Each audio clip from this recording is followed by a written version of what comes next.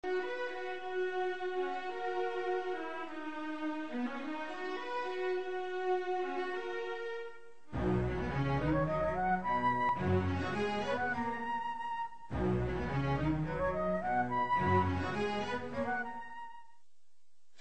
talk today is a general reflection on the question of the West, civilization, and some of the, as was mentioned, some of the affinities and tensions between European and American understandings of the world. I want to begin by just some general remarks about two of the intellectual positions today that have shaped discussions about the civilization, the clash of civilizations. And those two works I have in mind are the book by Samuel Huntington, the Harvard professor, prolific and brilliant Harvard professor, who wrote an article in 1996 in Foreign Affairs called The Clash of Civilizations, which he then turned into a book called The Clash of Civilizations and the Remaking of World Order, which in truth doesn't say much more than was in the original Foreign Affairs article, but it gave a second lease on life to his book, to his original article. And the Huntington book, I think, can be understood as a very self-conscious response to the 1990 article, The End of History, ? By the then Rand Corporation analyst and intellectual Francis Fukuyama, which he then turned into a book in 1992 called The End of History and the Last Man, which does say some things that isn't in the original article. And I want to suggest that Huntington and Fukuyama have articulated two problematic ways of understanding what we might call the sort of relationship of the universal and particular dimensions of the Western political experience. As often the case in the sort of broadly, the political science world, the world of broader public intellectual discussion, the two alternatives that define the debate are problematic, like realism and idealism in foreign policy. All right.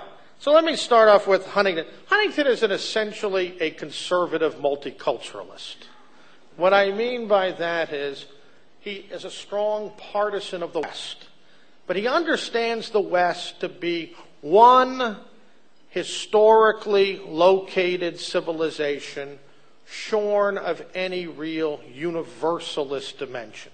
In other words, there's nothing about the West that makes it in any decisive respect a universal civilization. In fact, if you go to the maps on after page 21 in his book, you'll see that Huntington divides the world into 9 broad fields of civilization. Okay? I'll name them for you. Western, Latin American. Latin American is a wholly distinct civilization from the West. And if you drive from Poland into the Ukraine, you've left the West and you've entered Orthodox civilization. Okay, there's African civilization, Islamic civilization, Sinic civilization, Hindu civilization, Buddhist civilization, Japanese civilization. And while Huntington is a very strong, incisive critic of multiculturalist orthodoxy, he does it in the name of a kind of defense, the right of the West to be distinctive, to defend itself, not to defer to the equality of all cultures and civilizations. You might understand Huntington's project as a kind of resuscitation of the reflection of earlier and mid-20th century social and political thinkers such as Oswald Spengler and Arnold Toynbee, but sort of shoring that analytic framework of all the Germanic metaphysics.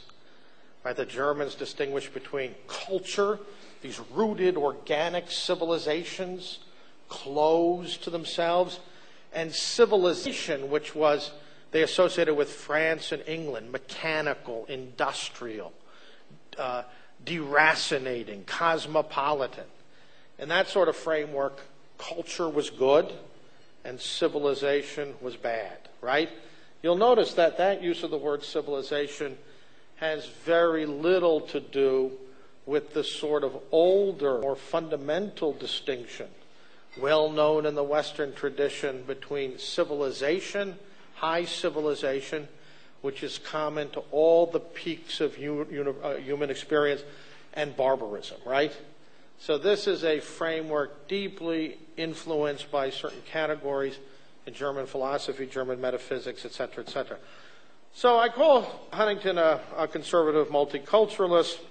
And by the way, I think Huntington's work is a useful and at times important and profound correction to Fukuyama's framework. He reminds us, for example, that one can have what he calls universalism without, or modernization without liberty. That one can have the accoutrements of the West without the spirit of liberty, without the historic achievements that inform the West at its best. He speaks about the thinness of what he calls the Davos culture.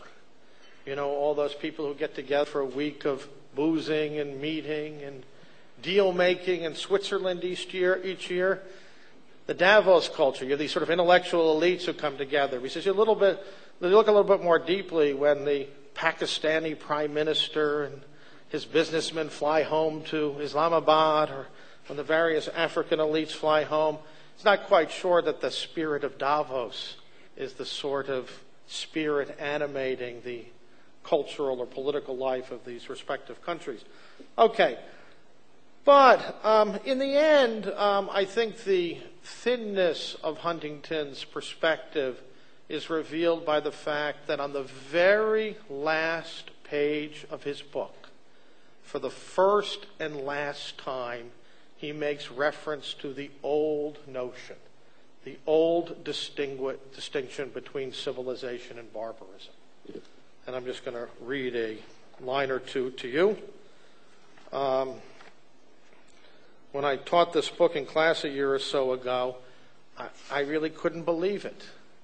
Page 321, the very last paragraph of this long book, Huntington says, "In the clash of civilizations, Europe and America will hang together or hang separately. In the greater clash, the global real clash between civilization and barbarisms, the world's great civilizations with their rich accomplishments in religion, art, literature, philosophy, science, technology, morality, and compassion will all hang together or hang separately." So at the very end of the book, Huntington appeals to another notion of civilization, something that transcends the particularity of these 9 fields of civilization, and that refers to something profoundly universal in human experience. But he can't put them together. He can't put civilization with a capital C into his larger framework about the clash of civilizations.